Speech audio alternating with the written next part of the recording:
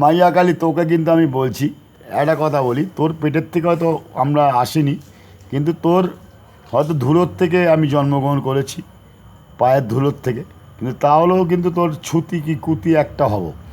কিন্তু তুই যে অন্ধময়ে এতটা মোহবিত সেটা বুঝতে পারিনি। ধৃতরাষ্ট্র তো অন্ধময়ে ছেলেদের মোহে মোহিত ছিল, ওই জন্য কুরুক্ষেত্রের যুদ্ধও হলো। তা কৃষ্ণজি শান্তি প্রস্তাব নিয়েও গেছিল, সেখানে পুরো গতি হয়নি, এক চুলও ছাড়বে না। তা ওদিকে গান্ধারী কর্ণরাহিব্য হলো, সূর্যদেব জোর করে কুন্তী দেবীর ইজ্জত নিল। হ্যাঁ, জলন্ধরের মন্ত্রশক্তিকে কাজে লাগিয়ে জলন্ধর বুঝতেই পারেনি ওইটা, ওই শক্তিটা সূর্যদেব নিয়ে নিয়েছে। যাও, তা ধর্ষণ করলো ইসে গান্ধারীকে। ধর্ষকে কর্ণের বিষাক্ত লাইফ উৎপন্ন হলো কৃষ্ণকে মারার জন্য। অ্যাকচুয়ালি যুদ্ধ তো কৃষ্ণ আর দুর্যোধনের সাথে হিসাব মতন, মানে রাবণ, ব্রহ্ম, ইন্দ্র, অগ্নি, হ্যাঁ, এদের সাথে মেন যুদ্ধ কৃষ্ণজির। ওটা তো মহাভারতের যুদ্ধ দেখিয়েছে, জাস্ট ফল। কিন্তু সর্বক্ষেত্রে দেখেছি ব্রহ্ম বাণ, অগ্নিবাণ, সর্পবাণ প্রয়োগ হয়েছে। হ্যাঁ, হিজড়া জন্মগ্রহণ, হিজড়ার অভিশাপ দিয়েছে ব্রহ্মদেব। সর্বক্ষেত্রে রামকে মেরে ফেললো, বাণকে, লক্ষণকে বাণকে করলো ব্রহ্মবাণ। আচ্ছা, এদিকে এদিকে অগ্নি দিয়ে বজরম্বলীকে পোড়ানোর একটা চিন্তা ভাবনা করেছে, বজরম্বলী উল্টো পুড়িয়ে দিয়েছিল। অগ্নিদেব আর একটা সতীদেওয়া প্রথা, সতীদের খেয়েছে। ওদিকে সীতা দেবীকে খেতে পারেনি, শালা এত বড় শয়তান, শালা জ্ঞান বলে না এদিকে। যাও, এই একটা কথা। এদিকে গৌরাঙ্গ মহাপ্রভু বিলীন হয়ে গেল, গৌরাঙ্গ মহাপ্রভু বিলীন হয়ে গেল, পাওয়াই গেল না, মেরে ফেললো তাকে। ওদিকে নেতা, এই বিপ্লবীরা কত প্রাণ ত্যাগ করলো এই দেশের জন্য, সেই পরমাণু অস্ত্র যুদ্ধর মতন বিগত দিন হয়েছে, সামনে নেক্সট হতো, কিন্তু কৃষ্ণজি রোধ করলো, কৃষ্ণজিকে মেরে ফেললো। কৃষ্ণজিকে বিষক্রিয়া করে তীর দিয়ে মেরে ফেলে। এই ব্রহ্মদেবের চক্রান্ত, টোটাল ব্রহ্মদেব, সূর্যদেবের চক্র, ইন্দ্রদেবের এবং অগ্নিদেবের চক্রান্ত। তুই কি পুত্রমে এতটাই মোহবিত, আমি জানতাম না। তা ধৃতরাষ্ট্রকে আর কি বলবো, তোকে বলা উচিত। তা তুই কী সৃষ্টির তাহলে মাতা হলে কী করতে?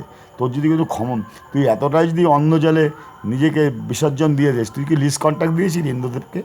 হ্যাঁ, ব্রহ্মদেবকে, হ্যাঁ, সূর্যদেবকে, হ্যাঁ, অগ্নিদেবকে লিজ কন্ট্রাক্ট দিয়ে চেয়ার, চিরস্থায়ী চেয়ার দিয়েছিলি। সেই চেয়ার ছিনিয়ে কৃষ্ণজি ঠিক নেবে, সেটা কোনো কথা দিলি কেন? তুই তো ছেলেদের মোহে আরও মোহবিত বেশি। তুই আবার লোককে বলিস, আবার বড় বড় কথা বলিস তুই। হ্যাঁ, তা আমরা কুতি না সুতি একটা তো হবো। হ্যাঁ, এইসব দুই নম্বরই মালদের চেয়ারচ্যুত কর। যারা শুভকর্মকারী, ভগবান পরমপিতা আছে শ্রীকৃষ্ণ ভগবান, রামজি, বিষ্ণুজি, শিবজি, এদেরকে এদেরকে ই কর, এদেরকে এদেরকে সব দিয়ে দে। শিবজির সাথে, কৃষ্ণজির সাথে, বিষ্ণুর সাথে, শিবের সাথে, রামজির সাথে লাগিয়ে দেওয়ার একটা পরিকল্পনা নিয়েছিল, সেটা সাকসেসফুল হয়নি। লাস্ট পরিকল্পনা ছিল শিবের অন্তঃস্থানকে শূন্য করে শিবকে ন্যাংটা করে ঘুরিয়ে দেবে। শিব টোটাল যে শক্তির অধিকারী আছে সেগুলো ব্রহ্মদেবকে স্বেচ্ছায় দান করে দেবে, এইটার পরিকল্পনা ছিল। সেইটা কৃষ্ণদেব বানচাল করে দিয়েছে। কিন্তু এটা কতদিন? সূর্যদেবের তেজে কোটি কোটি সন্তান মরে যাচ্ছে, 50-47 তাপমাত্রা। হ্যাঁ, ইন্দ্রদেবের বজ্রঘাটে কোটি কোটি লোক, চাষি, সাধারণ লোক মারা যাচ্ছে অ্যাক্সিডেন্টে, ভালো কোটি কোটি লোক মারা যাচ্ছে। রাবণের যে আজকে শিবের ভক্ত, যে এটা ব্রহ্মদেবের, ইন্দ্রদেবের, সূর্যদেবের, অগ্নিদেবের চক্রান্ত। কেননা রাবণকে তো ব্রহ্মদেবও বর প্রদান করেছে, এবং ইন্দ্রদেবও ইন্দ্রদেবের বর প্রদান করে, অগ্নিদেবের বর, আর তো বাদ বাকি শিবেরও বর প্রদান করেছে। ভক্ত হয়েছে শিবকে পকিয়ে, শিবের ব্রহ্মদেবের বরদানে শিবের ভক্ত হয়েছে রাবণ। এগুলো দুই নম্বরই, আর প্রতিদিন চলবে না। হ্যাঁ, অন্ধময়ে ছেলের ময়ে অত মোহবিত হোস না, কেননা তোর কিন্তু চারটা ছেলে না, ওই সূর্য একটা হবে না, সূর্য কিন্তু একা না, ইন্দ্র একা না, অগ্নিও একা না, আর ব্রহ্মও কিন্তু একা না, আরও ছেলে আর শুভকর্মকারী যা ছেলে আছে। কৃষ্ণজিকে মেরে দিয়েছে, ঠিক আছে, কত মারবে? কৃষ্ণজিকে জ্বলন্ত পুরানো হয়েছে, হার্ট এখনও জীবিত রয়েছে। সেই হার্ট দিয়ে সে জগন্নাথ ধামে এখনও বলরাম জেঠুর, সুভদ্রার আর ইসের কৃষ্ণজির মূর্তি এখনও করা হয়, তৈরি করা হয়। তো এইভাবে কতদিন চলবে? যিশু খ্রিস্টকে মারলো, হজরতকে মারলো ওদের কথা না শোনার জন্য।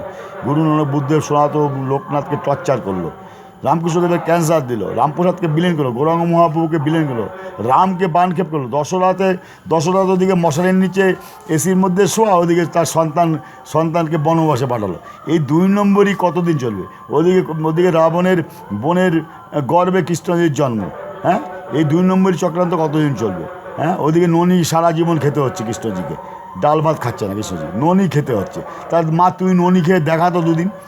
হ্যাঁ, কৃষ্ণজি তো ননি খেয়েছে, তুই ননি খেয়ে দেখা। ডাল ভাতটাকেও তো খেতে দেখলাম না তো। এগুলো কতদিন? এর চেয়ে ইসে অনেক ভালো, বিদুর অনেক ভালো, কুম্ভকর্ণ অনেক ভালো প্রতিবাদ করেছে রাবণের। হ্যাঁ, রাবণকে লোভ দেখিয়েছে কংস, ইসে ব্রহ্মদেব, যে কৃষ্ণকে রামকে মারতে পারলে তুমি টোটাল পৃথিবীর মালিক হবা। হ্যাঁ, রাবণ তো চক্রান্তকারী আর একজন, সীতা হরণ করলো। হ্যাঁ, মন্ত্রশক্তি কেন দিলি তুই ওকে? মন্ত্রশক্তি, তান্ত্রিক শক্তি ওকে কেন দান করলি? হ্যাঁ, কে দান করলো? এই তো এত বর কীভাবে প্রাপ্ত হলো এরা 2 নম্বরগুলো? কী দেবে এগুলো? কী ভেবেছিস তুই? এগুলো কী ভেবেছিস? হ্যাঁ, এগুলো ঠিক না মা, এগুলো একদম ঠিক না। এই পৃথিবী আজকে সৃষ্টি স্থিতি বিনাশ নাম বলছি, সৃষ্টি যদি শক্তিভূত সমাজ গুণাশ্রয় করে না নয়, সৃষ্টি যদি বিনাশ করে নতুন সৃষ্টি করবি বলি, তা কত যুগ লাগে নতুন সৃষ্টি করতে? নতুন সৃষ্টি করতে কতই লাগে? আজকে শনি পিতায় তো সূর্যদেবকে ধ্বংস করে দিয়েছিল, আজকে ভদ্রাকে ধ্বংস করেছে ইসে, নিজের কন্যাকে ধ্বংস করে সূর্যদেব।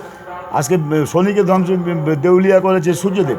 হ্যাঁ, কুন্তিদেবের গর্ভে বেপরা বাচ্চা দিয়েছে 2 নম্বরইভাবে ইজ্জত নিয়ে। এগুলো কতদিন চলবে?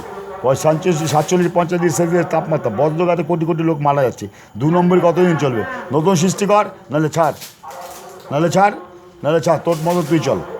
হরে কৃষ্ণ বাবা, জয় বাবা পিতাজি, রাধা দেবী সরস্বতী লক্ষ্মী দেবী আনন্দ।